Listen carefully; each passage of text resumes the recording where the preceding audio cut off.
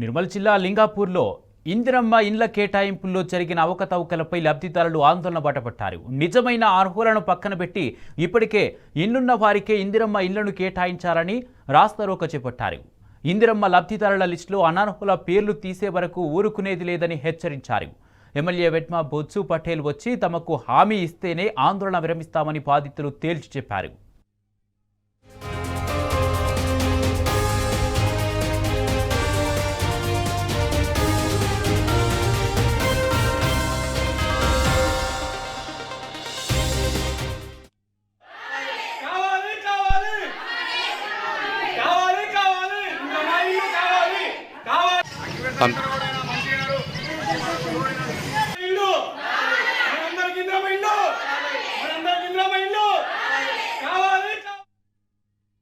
భర్త చనిపోయి 6 సంవత్సరాలు అవుతుంది.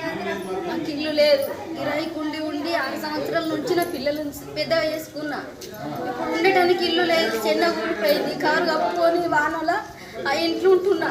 దయచేసి నన్ను అర్థం చేసుకొని నాకు ఇల్లు వచ్చేటట్టు చేయమని మీకు అందరికీ వందనాలు చెల్లిస్తున్నా.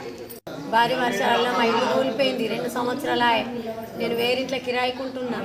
ఇల్లు ఇస్తామని అన్నారు, ఇల్లు ఇవ్వలేరు. అందరు వచ్చిండ్రు చూసిండ్రు. 2 సంవత్సరాల నుంచి నేను వేరేనే బయటనే ఉంటున్నా. మా భర్త గల్పు దేశం పోయి మర్రి వస్తున్నాడు. అక్కడ పనులు లేవు. మరి మా పరిస్థితి ఏంటిది? ఒకసారి దండం పెడతా, మాకు ఇల్లు కావాలి. ఇందిరమ్మ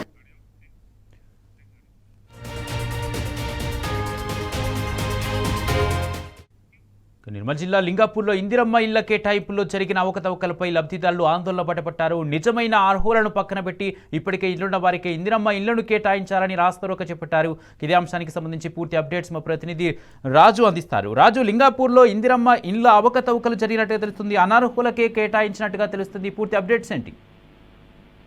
కుమార్, ఇటు నిర్మల్ జిల్లాలోనూ ఇటు ఆదిలాబాద్ జిల్లాలోనూ కూడా పూర్తిగా ఈ ఇందిరమ్మ ఇళ్ల లబ్ధిదారుల ఎన్నికల్లో అవకతవకలు అక్రమాలు జరిగాయని చెప్పేసి ఇప్పటికే లబ్ధిదారులు ఇటు జిల్లా కలెక్టర్లకు అలాగే అధికారులకు ఫిర్యాదు చేయడం జరిగింది. అయితే కడెం మండలం, నిర్మల్ జిల్లా కడెం మండలం లింగాపూర్ లో మాత్రం కేవలం అనర్హులకు మాత్రమే ఇల్లు కేటాయించారని చెప్పేసి ఆరోపిస్తూ ప్రధాన రహదారిపై లబ్ధిదారులు ఇందిరమ్మ లబ్ధిదారుల ధర్నా రాస్తారోకో చేయడం జరిగింది. ఇప్పటికే అంటే కేవలం అర్హులకు ఇవ్వాల్సిన ఈ ఇందిరమ్మ ఇళ్లను కేవలం ఇండ్లున్న వారికి అలాగే భూములు ఉన్న వారికి మాత్రమే, కాంగ్రెస్ పార్టీ అనుకూలంగా ఉన్న వారికి మాత్రమే కేటాయిస్తున్నారని పలుసార్లు ఆరోపణలు చేయడంతో పాటు స్థానిక అధికారుల దృష్టికి అలాగే జిల్లా కలెక్టర్ దృష్టికి, స్థానిక ఎమ్మెల్యే దృష్టికి కూడా తీసుకురావడం జరిగింది. అయితే అధికారులు కానీ ఇటు ఎమ్మెల్యే కానీ ఇటు జిల్లా కలెక్టర్ స్థాయి పూర్తి స్థాయిలో ఎలాంటి అక్రమాలు లేకుండా ఈ లబ్ధిదారులు ఎంపిక చేస్తామని చెప్పినప్పుడు కూడా వాస్తవ పరిస్థితులు అందుకు విరుద్ధంగా ఉన్నాయి. ఇప్పటికే ప్రధానంగా ఇటు ఖానాపూర్ నియోజకవర్గం చూసుకుంటే ఖానాపూర్ నియోజకవర్గం ఏ గ్రామంలో చూసినా కానీ అనర్హులను ఎంపిక చేసినట్టు బహిరంగంగానే ఈ లబ్ధిదారులు ఆరోపణ చేయడం జరుగుతుంది. ముఖ్యంగా ఈ కాంగ్రెస్ పార్టీకి సంబంధించిన కార్యకర్తలకు వాళ్ళ అనుచరులకు మాత్రమే ఇల్లు కేటాయిస్తున్నారని చెప్పేసి ఫిర్యాదు కూడా చేయడం జరిగింది. అయితే చాలా మంది ఇక్కడ స్థానిక కాంగ్రెస్ నాయకులు ఎమ్మెల్యే పేరు చెప్పుకొని అలాగే ఇటు డబ్బులు ఇస్తేనే తప్ప ఇందిరమ్మ ఇల్లు కేటాయిస్తాం, లేదంటే మాత్రం మీ పేర్లు కట్ చేస్తామని చెప్పి బహిరంగంగానే హెచ్చరించడం జరుగుతుంది. ఇప్పటికే చాలా మంది కూడా లిస్ట్ లో పేరున్నప్పటికీ కూడా వాళ్ళు డబ్బులు ఇవ్వడం కారణంగా లిస్టు నుంచి పేర్లు తొలగిస్తున్నట్టు కూడా స్వయంగా అధికారులతో పాటు ఇటు ఎమ్మెల్యే కూడా ఈ స్థానిక ఇందిరమ్మ లబ్ధిదారులు ఫిర్యాదు చేయడం జరిగింది. అయినా ఫిర్యాదు చేసినటువంటి అధికారులు మాత్రం ఎలాంటి చర్యలు తీసుకోవడం లేదు. పైగా కేవలం డబ్బులు ఇచ్చిన వారికి మాత్రమే ఇల్లు కేటాయించడంతో ఆగ్రహానికి గురైన ఈ కడెం మండలం లింగాపూర్ గ్రామస్తులు ప్రస్తుతం ఈ లబ్ధిదారులు ధర్నా రాస్తారోకో చెప్పడం జరిగింది.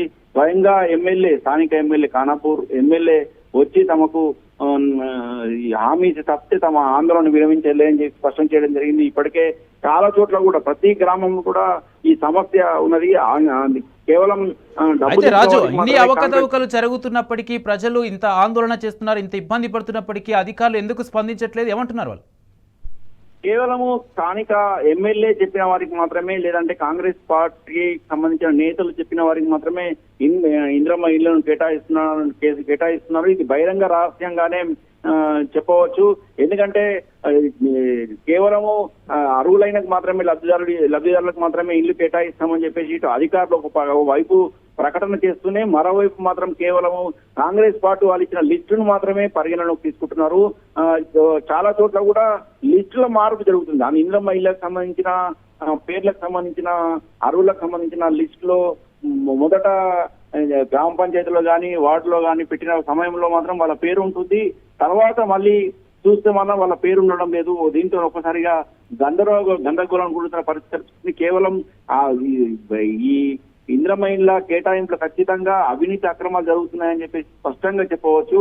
ఇప్పటికే జిల్లా కలెక్టర్లకు సైతం లబ్ధిదారులు ఫిర్యాదు చేయడం జరుగుతుంది. తాజాగా ఇటు నిర్మల్ జిల్లాలో కూడా పలువురు ఇప్పటికే అర్హులైన లబ్ధిదారులు తమకు అన్యాయం జరిగిందంటూ అనర్హులకు మాత్రమే ఇల్లు కేటాయిస్తుందని చెప్పేసి జిల్లా కలెక్టర్ కూడా ఫిర్యాదు చేయడం జరిగింది.